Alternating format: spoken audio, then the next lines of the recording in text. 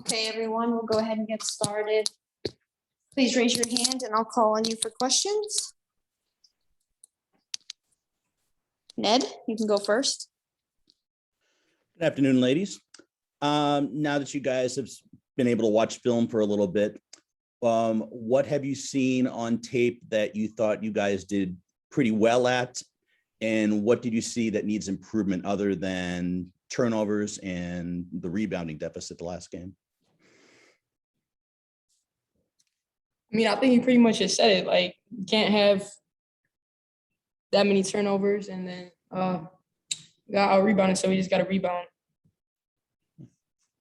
Yeah, and just finishing plays like throughout the game, especially like big thing was offensive rebounding, because we would play great defense and then just not finish it with the board. So I think that was a big thing we need to focus on too. We got to win the 50-50 balls too. Thank you.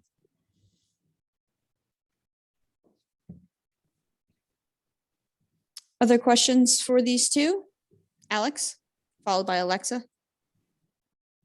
Hey, Alex Azzi with NBC Sports. I'm curious, just kind of what's the team's attitude, mentality going into tomorrow? What have conversations in the locker room been like? I mean, we're positive. You know that we know that we haven't played our best game yet. So we just got to go do that tomorrow. Just go give our best game. We know that it's do or die. So we just got to come out there with a go get it mentality. And I feel like that's been our attitude is. There ain't no more playing, like we gotta go. Yeah, we're just very focused, locked in, along with that positivity. Thanks so much. Alexa. Hey guys, I guess Natisha, you'd probably be able to speak to this best, but you guys were able to force a game 5 in 2019 in the finals. I'm not sure if that was something you think back to, just being in a similar situation of when, you know, you're trying to go out and win 2 in a row, but need to get that first win. Does that give you more confidence just knowing you guys have done it before?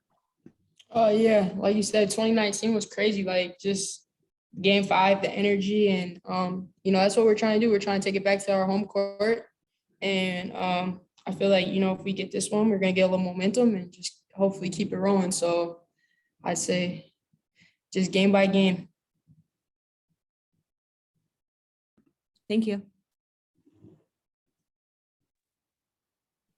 Any other questions? All right, we'll go ahead and bring Kurt in next, unless Ned, you have one and you unmuted. No, I was just saying thank you. Oh, all right then. Thank you. Go ahead and get started. Ned, you may go first. Afternoon, Kurt. Now that you've had some chance to grind film and grind again, what on tape stood out to you that you thought you did well that you may not have noticed first during the game?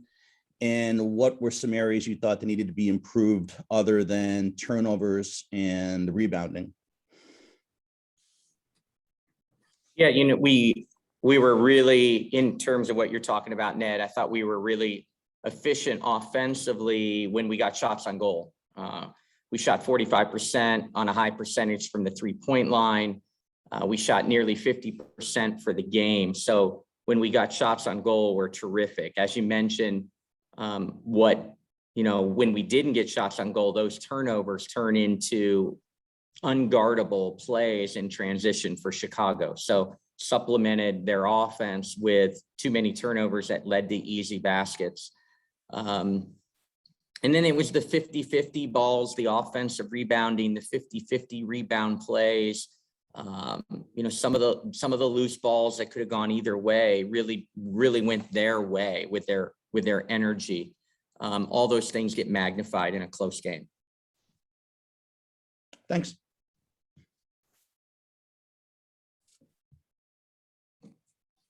Alexa.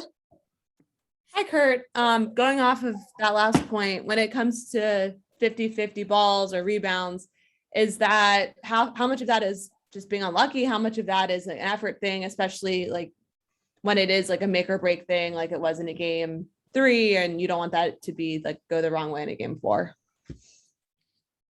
Yeah, you have to credit some of the effort level for Chicago. their desire, to win some of those 50 balls was high. And, again, some 50-50 balls and actions, it's, those nights where the ball bounces their way. But they seem to come up with more of the 50-50 plays, the balls in traffic, actions that could have ended up going either way. Didn't fall our way most of the night. And I asked Natisha this, but I'm curious if you've thought at all about, I don't know, the 2019, you guys had to win game 4 to force a game 5 in the finals. I know it's a lot of different players, different team. That game 4, I think you were home versus now you're away, but with especially your vets who were in that game and, have learned to win in a, high pressure game 4 where it's a win or go home mentality. Is that helpful at all, or just too much is different about those two scenarios? Yeah, I'm not sure they're leaning back too much on 2019, kind of a different team makeup. But what I do know is we have veterans that understand the situation that we're in. Our backs are against the wall. We have to be better, possession by possession. We can't just think about winning. We have to win plays within the plays. We've got to execute. We've got to be true to who we are and execute those important schemes on both sides of the ball. Thank you. Charlotte? Hi, Kurt. This is kind of actually a follow-up to Alexa's second question there, but you've talked a lot about how, because the team's been so good the second half of the season, not so much that you're not coaching, but it's a little bit easier for you. I guess kind of what your mentality is for a game win out kind of a situation, and how your approach changes from maybe Sunday's game for tomorrow's game. I think the antennas are up, sense of urgency on what hurts you in games, and that we correct things on both sides of the ball, and we continue to tweak things that we think can help us on both sides of the ball. So can we now take it from a film room? Can we take it to the practice court? Can we take that and execute it in a game pressure situation on the road in front of a hostile crowd? But what a great opportunity. It's almost like like we have a chip back on our shoulder. People are counting us out. Chicago's gotten hot. Obviously they're a really talented offensive team with a lot of weapons. And so, it's like people already have them in the finals. So, we've got to use whatever it is at our disposal for us, and be ready for, a fight, an absolute 40-minute fight.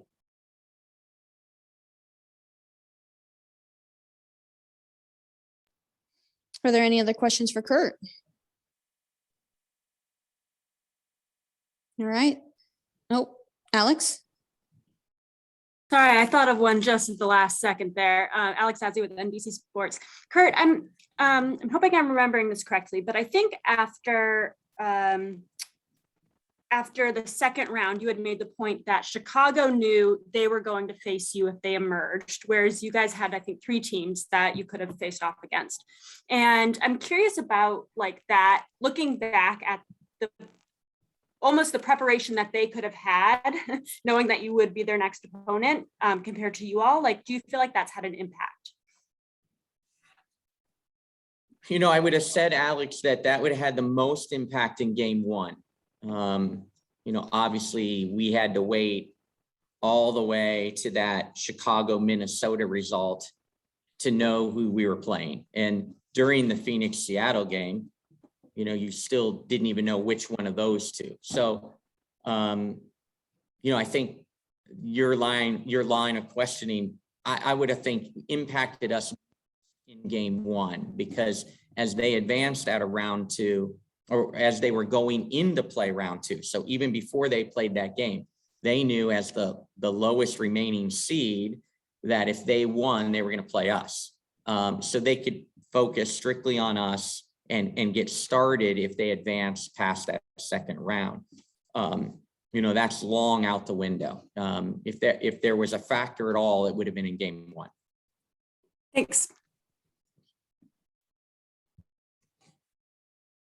Thank you, Kurt. Thank you, everyone. Thank you.